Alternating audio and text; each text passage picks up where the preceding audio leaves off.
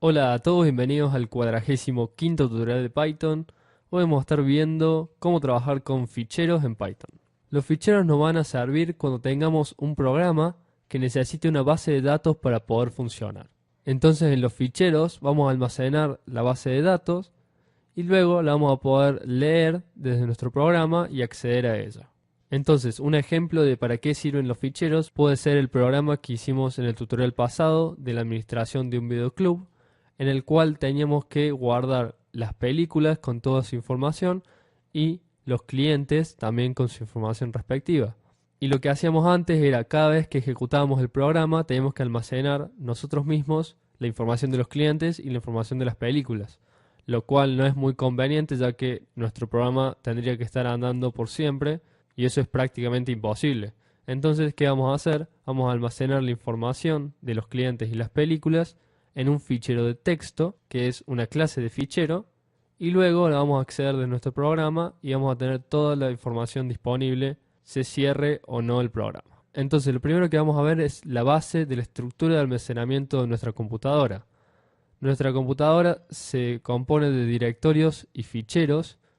Los directorios son lo que llamaríamos carpetas y los ficheros son los archivos. Y lo que va a hacer esta estructura de directorios y ficheros es crear una relación jerárquica entre ellos. Es decir, por ejemplo, tenemos el primer directorio más básico que existe en la computadora, que es la raíz, y dentro de la raíz vamos a tener, por ejemplo, el disco C, que en Windows se representa por la letra C y luego dos puntos. Y dentro del disco C vamos a tener, por ejemplo, la carpeta Mis documentos. Dentro de esta carpeta vamos a tener la carpeta Programa del videoclub. Y dentro de esta carpeta vamos a tener un archivo que se va a llamar registro de clientes.txt. Obviamente en este archivo vamos a almacenar toda la información de los clientes de nuestro videoclub. Entonces la ruta para acceder a nuestro archivo registro de clientes.txt es la siguiente: C dos puntos, barra invertida y luego todas las carpetas separadas por una barra invertida hasta llegar al archivo que nosotros queremos buscar. Entonces, ¿cómo se estructuran los ficheros en sí? Los ficheros o archivos se componen de un nombre, que es la parte en celeste, en este caso registro de clientes, y una extensión, que es lo que sigue después del punto, en este caso es .txt. ¿Y para qué sirve la extensión? La extensión lo único que sirve es para definir el programa que va a abrir este archivo por defecto. Es decir, si nosotros le hacemos doble clic, Windows en este caso se fija en la extensión y lo que hace es llamar a un programa en particular para que abra dicho archivo. Otras extensiones utilizadas comúnmente son .exe, que son los ejecutables, .doc, que son los archivos de Microsoft Word, y una extensión que vamos a estar utilizando nosotros es .csv, que son los archivos que tienen valores separados por coma, o en inglés, comma separated values. Luego vamos a ver cómo identificar un fichero. Cada fichero tiene su identificación que lo diferencia de los demás ficheros, y esto va a constar de una ruta y el nombre del archivo en sí. Cada archivo en nuestra computadora tiene su propia ruta y su propio nombre. Es por esto que no podemos poner en una misma carpeta, que sería en una misma ruta, dos archivos con el mismo nombre. Lo que sí podemos hacer es crear dos archivos con el mismo nombre y ponerlos en distintas partes de nuestro disco duro, con lo cual tendrían distintas rutas. Ahora lo que vamos a ver es el protocolo de trabajo con ficheros, es decir, cómo trabajar con ficheros de una forma ordenada.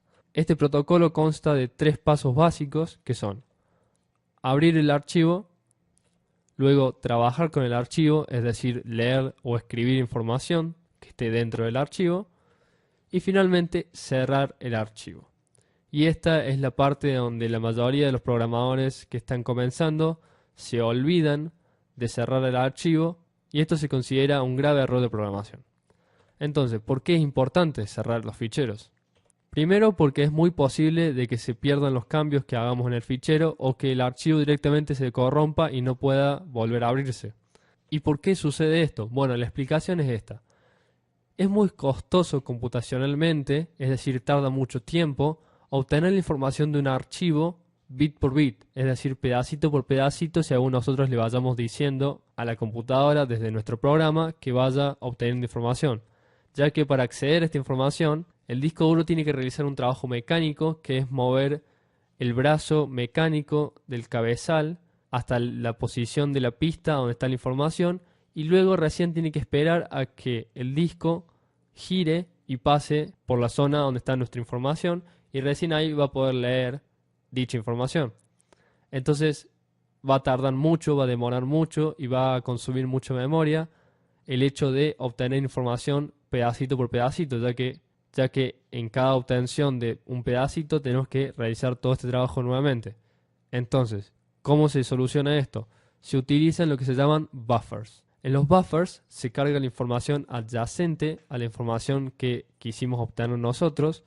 Por ejemplo, si nosotros queremos obtener la segunda línea de un bloque de texto, lo que va a hacer el buffer es cargarse con la primera línea, la segunda línea y la tercera línea, digamos, ya que es muy probable de que si nosotros queremos leer la segunda línea, luego leamos la primera o luego leamos la segunda.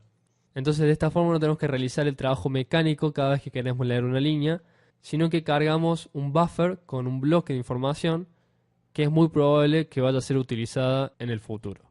Entonces, para escribir los archivos, cuando tenemos que editar un archivo desde nuestro programa y escribirlo, también se utilizan los buffers. Primero se carga toda la información en un buffer y luego esta se vuelca en el archivo. Entonces, si no cerramos correctamente el archivo, puede ser que el buffer no tenga la posibilidad de volcar esta información en el archivo y puede que esta información se pierda o que el archivo se corrompa. Y bueno, eso fue todo por hoy y los espero en el próximo tutorial. Chao.